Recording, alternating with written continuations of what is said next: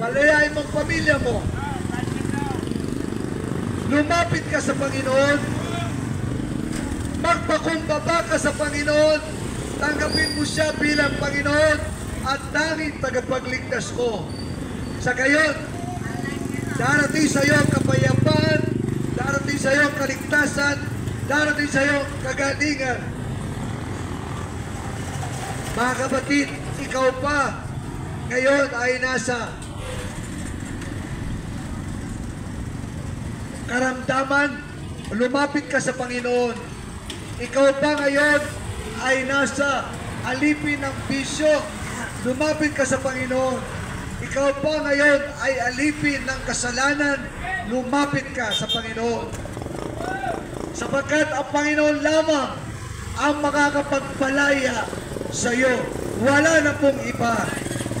Wala nang iba. Kahit ang sarili mo ay hindi mo kayang palayain, lumapit ka sa Panginoon sapagkat ang Panginoon ay handang palayain ka, handang iligtas ka, handang tulungan ka, handang pagpalain ka, handang pagalingin ka,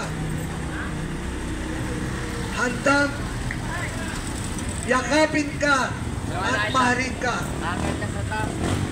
Ang tanging mo lamang gagawin, magpapaba ka sa harapan ng Diyos. Walang nagmamataas sa Diyos na nakapasok sa kanyang kaharian. Lahat ng nagmataas sa kanya ay nandoon sa impyerno. Lahat ng kumalaban sa kanya ay nandoon ngayon sa dagat-dagatang apoy ng impyerno.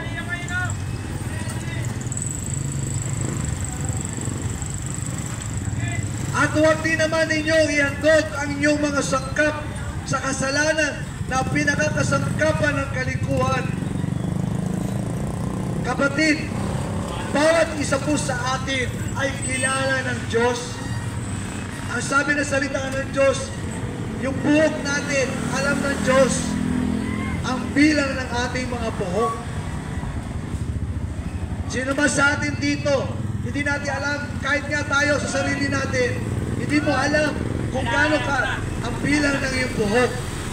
Subalit ang Diyos, alam niya ito. Ganun ka kakilala ng Diyos. Lumapit ka sa Kanya, kilala ka niya. Nais niyang tulungan ka, nais niyang pagalingin ka, nais niyang iligtas ka, nais niyang palayain ka.